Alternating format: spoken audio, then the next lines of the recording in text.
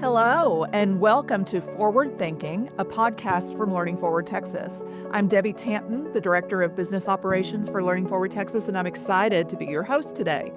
Before we get started, I also want to introduce my colleague, Lisa Ham, Director of Marketing for Learning Forward Texas. Lisa is the producer of this podcast and helps bring those conversations to life. Many of you already know Lisa through our newsletters, our social media, and conference communications. We're grateful for the work she's doing behind the scenes to make this podcast possible. Also joining us today is our webmaster, Andrew Summers, who is here to support as well and get us into the podcast world. We're excited to get started. Forward Thinking is designed for educators who lead and support professional learning in their schools and districts. Our goal is to share ideas, perspectives, and practical insights from educators across the field who are working to strengthen teaching and learning through high-quality professional learning. In each episode, we will spend time in conversation with leaders and practitioners who are doing this work every day. We hope these conversations spark ideas that you can bring back to your own systems and teams. Today's episode is the first in a three-part series focused on new teacher induction and support. Across Texas and across the country, districts are thinking more intentionally about how they welcome, support, and grow beginning educators. Historically, new teacher induction has quite often been viewed as a one-day orientation, or what sometimes happens more often, a haphazard collection of disconnected supports.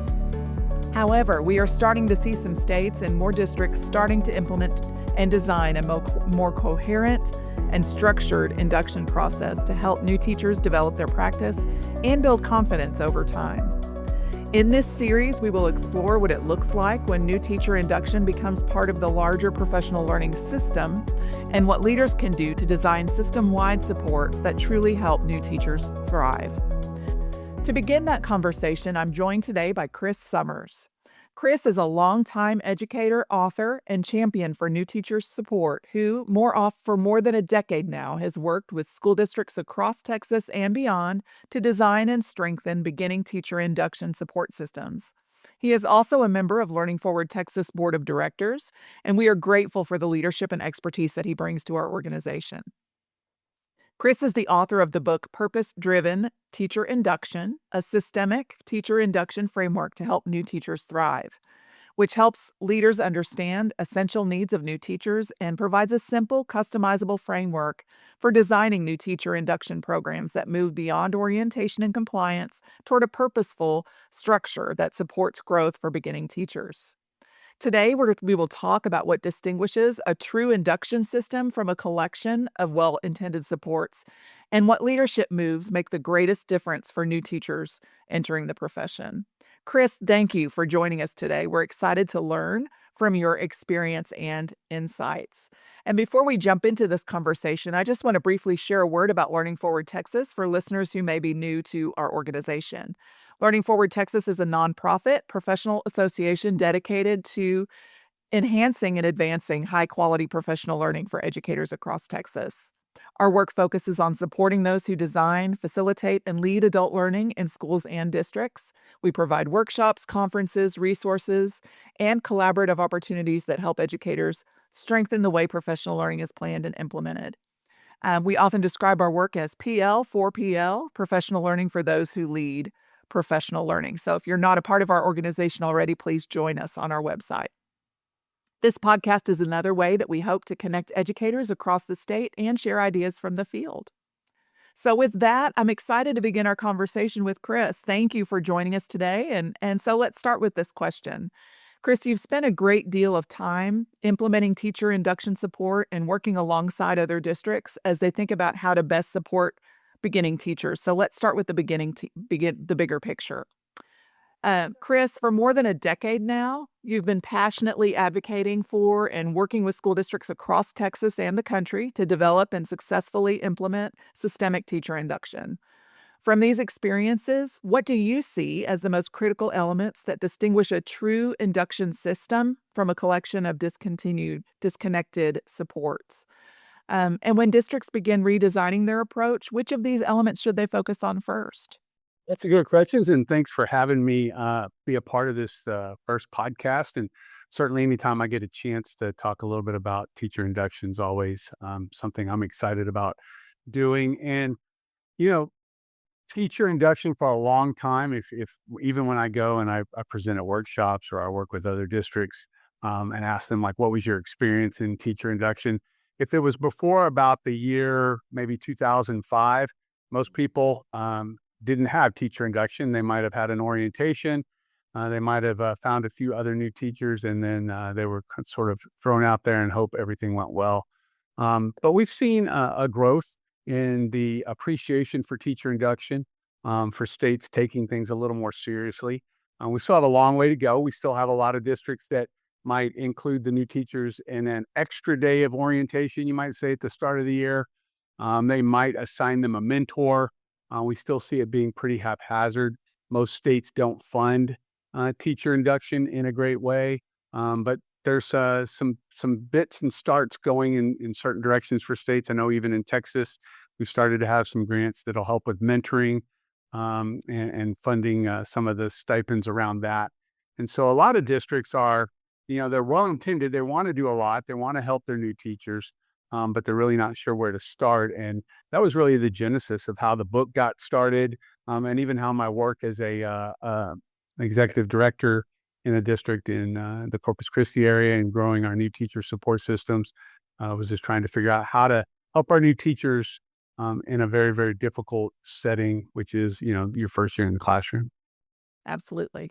And really, I mean, we've really moved from, and we're really in the process, I think, of moving from that being onboarding. New teacher was an onboarding experience. You learned about your insurance. You learned about how to be a good employee when teaching is so complex. And so your systemic approach to helping people learn this very complex art and science that is teaching is just so hugely important to the future of our conversation, of our profession. And so we appreciate you joining us for this conversation to give us some specifics about that. Really helpful.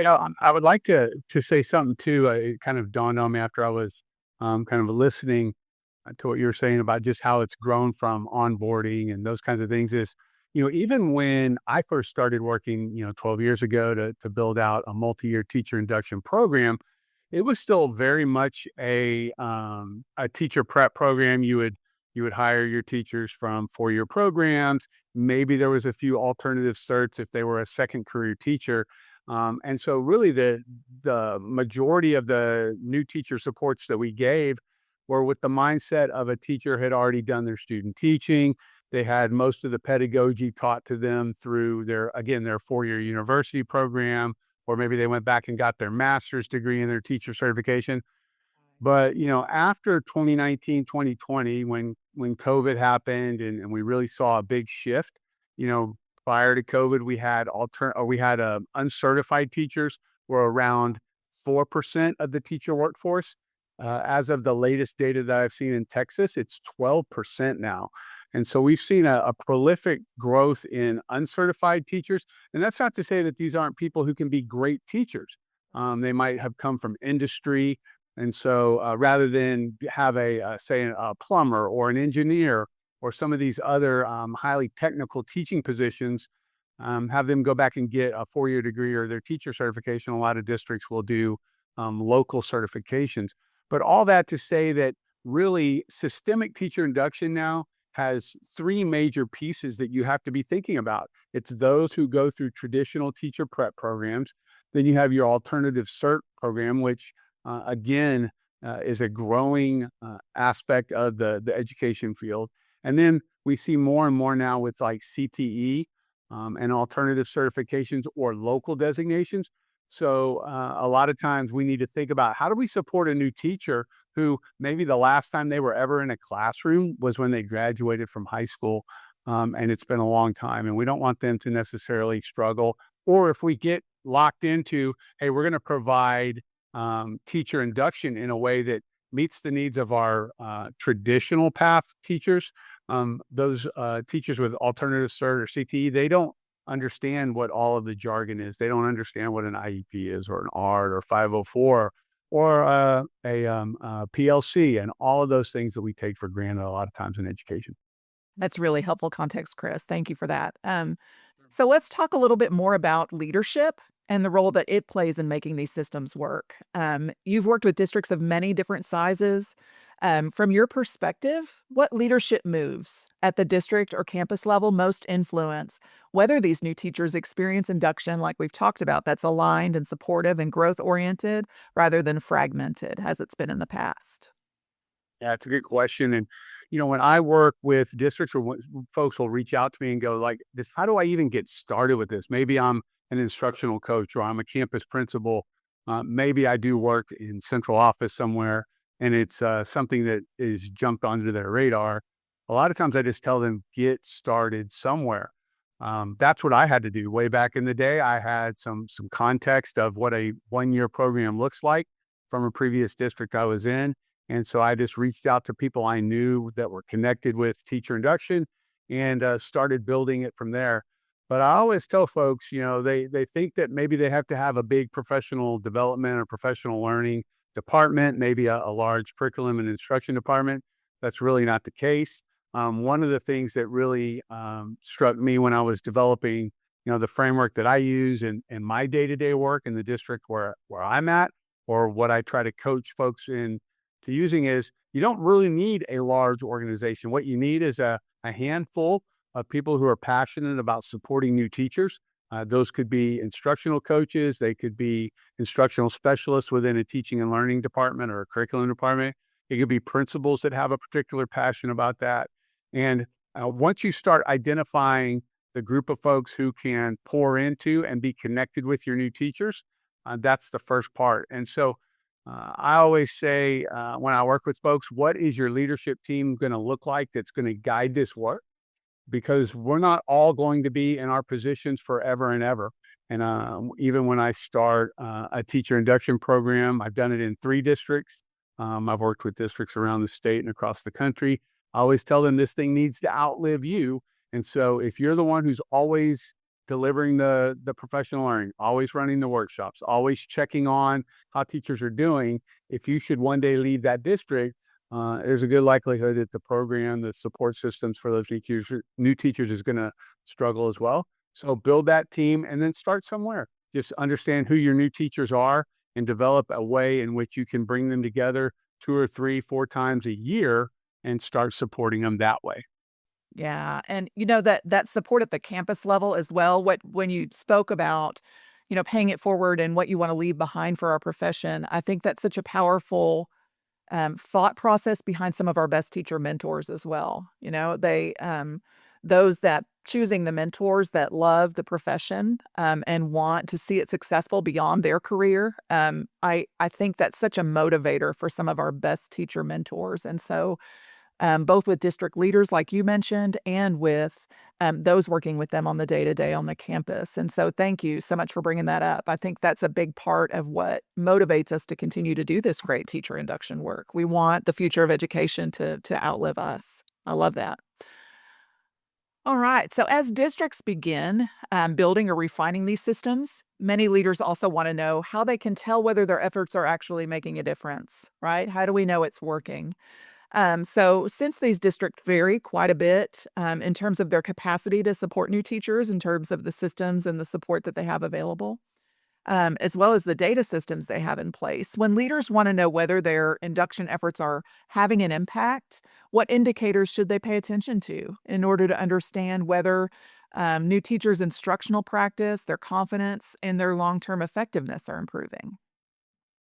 Yeah, so there's a lot of different things they can look at, and because the operations or the way in which you support new teachers, from my perspective, I always encourage folks to do it for at least 3 years, so that we have kind of a cohort model in the book or the framework that I have, and so you have year 1 support, which is a little more intense. It's the typical things that we see around supporting new teachers. They need the more regular cadence of support, pulling them out for workshops and those kinds of things. And then in year 2 and year 3, you want to keep those connections together because we do know that the research is still out there. That if a teacher is going to leave the profession, a new teacher is going to leave the profession, it's usually within the first 5 years. Typically, it's still around 30 to 40% leave within the first 3 years, and then a few more percentages up through 5. So if we can get them to feel supported, so that teachers don't battle through those first few years of teaching and go, is this as good as it's going to get? Because if it is, I don't know if I can sign up for 25 or 30 years of that.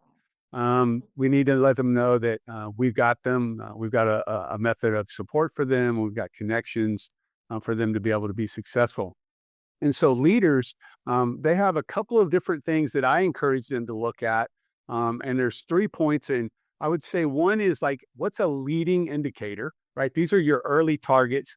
And I just say simply, are you meeting the expectations that you have for your program? Are mentors and new teachers or beginning teachers, are they meeting on a regular basis? And when they meet, is it productive? Is it quality? Are there structures for what they should be talking about and making plans from that? And then also, are your mentors being fed? Are they being connected? Are you helping them? Because a lot of teachers want to be a mentor to a new teacher, but they're good at working with other kids, right? They're good at being a teacher, but working with adult learners takes a little bit of a different craft, a little organization of skills. And so are those things happening? And then do you have like surveys? We use perception surveys at the end of every workshop that we do with new teachers. We do it every year for the 3 years that we're supporting them. And that gives us a window into how are they feeling? Are they feeling like the work that we're doing to support the new teachers is helpful? And then also in those surveys, you ask them, hey, we're feeding you, we're giving you things that we think you need. What are we missing? Because like me, I'm in my 30th year in education right now, but I left the classroom in 2000, and I left the principalship in 2014. And so even though I'm connected on a daily basis, it's easy for me to forget what the exact needs are for new teachers. And then other than that, really making sure those soft skills are there. Are your teachers communicating that they feel like their needs are being met, that this is a place where they can see their future going? And so I think those early pieces are big. And then secondarily, I look at like after year one, maybe into year 2 and 3, are you starting to see a shift in your teachers? In other words, are they, I like to kid with my second year teachers, are you finding some free time in the week compared to year one? So that they're not so consumed with the lesson planning process and thinking through all the things that come with teaching and preparing for that. And so are you seeing perhaps if you have a teacher evaluation or observation tool in your state or in your district, are you starting to see growth in the various domains and the areas that you're measuring? Are the walkthroughs more productive? Are you starting to see the consistency in the new teachers that you see in some of your veteran teachers? And so that's a way to kind of look at it. And then in year 3, I always like to say, have you built the human capital piece, the connection piece from a leadership standpoint? So I talked about a little while ago that the program needs to be built in a way that outlives you, the one person. We can all have passion about a particular thing, but if we're the only ones doing it, then it's going to kind of go away if we're not there forever and ever and ever. And so can your principals talk to it? Is it tied into your professional development plan for your entire district? We don't want to see a teacher induction program be this siloed aspect of teacher support. It really needs to look like, sound like, feel like, and support the larger global professional learning plan that you have for your district. And then 2, with that, your campus kind of the leaders, mentors, instructional coaches, they all feel like they're a part of that they contribute to it and that they help the program grow. You do those things, and I think anyone who is sort of trying to launch a teacher induction program can feel like they've got a good pulse on how things are going. Absolutely, and thank you for those takeaways. I really think you've given us some good things to think about. No matter where folks are in their induction work, no matter what stage you're at, you have some different things to think about. And so, what would you say, Chris, is the most important thought you could leave with leaders who are either starting an induction program, induction system for multiple years for their beginning teachers, or those that are already in this work and want to refine and make sure that they're following what's best practice and really meeting the needs of today's new teachers? What would be the most important thing for them to think about, would you say? Yeah. Well, most important thing, I would say most important things. I don't know if you're going to be able to hold me down to just one. That's fine. But I would say that absolutely there's like the teacher component and then there's the mentor component. So let me hit the teacher part first because that's what most people are familiar with. But I would say for absolute certainty, having that cohort model and supporting your teachers through multiple years, those teachers, I mean, I've been doing this now for, 12 years and I still have teachers reach out to me and let me know that they're connected to those teachers in their cohort. And it might have been a high school teacher that they never would have connected with on a regular basis had it not been for the structure of the new teacher support system. So that cohort model, so that they have somebody to go to outside of, even if they're on a really great team or department, or if they have a good relationship with their mentor, or they have a good relationship with their administrator, their appraiser, that person in the cohort that they meet with all of the time throughout the program is huge. Secondarily, I would say make sure any of the professional development that you provide your new teachers is really built in within a situated learning model. In other words, you really need to cadence or craft the cadence of the workshops and the support that you provide them to the time of the year and the things that are coming up. You can't be that fire hydrant at the start of the year that gives them all of the information and then expect them to retain it and be able to use it at the right time. And then the other piece that I would say is release time. Release time is huge. The reason I am absolutely bullish on and say it's really a non-negotiable is the release time for new teachers. They're barely keeping their head above the water a lot of times, especially nowadays with the planning, the parent conferences, the data collection, all of the things that we kind of heap on our new teachers. They've got to have that time where they come to a workshop and they just unplug. And they can disconnect from the things that are the regular things kind of taking over for them and give them a chance to reflect, ask questions, and grow. And then the other piece I would say is that mentorship. And a lot of times we want to just say, hey, we're going to partner you with a mentor. But the really best teacher induction programs take time to support mentors. And so you really do need to have an effective mentor training and really coach mentors up on what is it like to support adult learners. It's different than pedagogy. It's different than working with kids. And so how do you check on mentors? How do you provide them with a handbook and the expectations that you have as the sort of the director or the leader of a teacher induction program? And then how do you have those periodical check-ins on them to make sure that their needs are being met? And so that the teacher has a great relationship and experience with the mentor, and that the mentor has a great experience growing and developing new teachers. Those are probably the two biggest components that I would recommend anyone engaging in teacher induction really keeps a high focus on. Great. We really appreciate that. We appreciate so much, Chris, your time today, and just all that you do for Learning Forward Texas to support our organization. This work that you're doing with new teacher induction and support and mentor support has already made a huge impact across the nation. So we appreciate you sharing insights from your book and your research and your practical practice on that. So Chris, like I mentioned, Chris Summers is one of our board of directors for Learning Forward Texas. He's a big advocate for professional learning and does some terrific work both within his district and outside of that. And so I just want to remind those of you that are listening that Learning Forward Texas is here to support your efforts as well. We have a couple of different ways you can continue this learning. Chris, along with Dr. Nicole Zwar from our board of directors, will be co-facilitating a pre-conference session at our annual conference on new teacher mentoring and support. And so if you're near the Dallas-Fort Worth area or even are willing to travel here on June 15th, the pre-conference session for our conference will have a focus on new teacher induction and mentoring. So we'd love to see you there. We also have a workshop for mentors of either pre-service or beginning teachers that we would love to bring into your district, called Mentoring Pre-Service and Beginning Teachers Workshop. And so if you're interested in any of these opportunities or anything else that Learning Forward Texas provides, please visit our website at learningforwardtexas.org or give me an email. I'm at ed@learningforwardtexas.org. We are going to provide Chris's contact information as well as a document which has some takeaways. And so with a little bit of a toolkit. And so we will link that along with this podcast. You can access that information. Thank you for joining us. Thank you, Chris, for being here today. Thank you to Lisa and Andrew for working behind the scenes.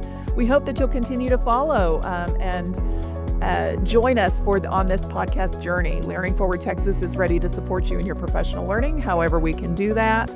And so this is just one of the ways that we are here to support the great work you're doing in your districts. So thank you so much, everyone. Have a great day.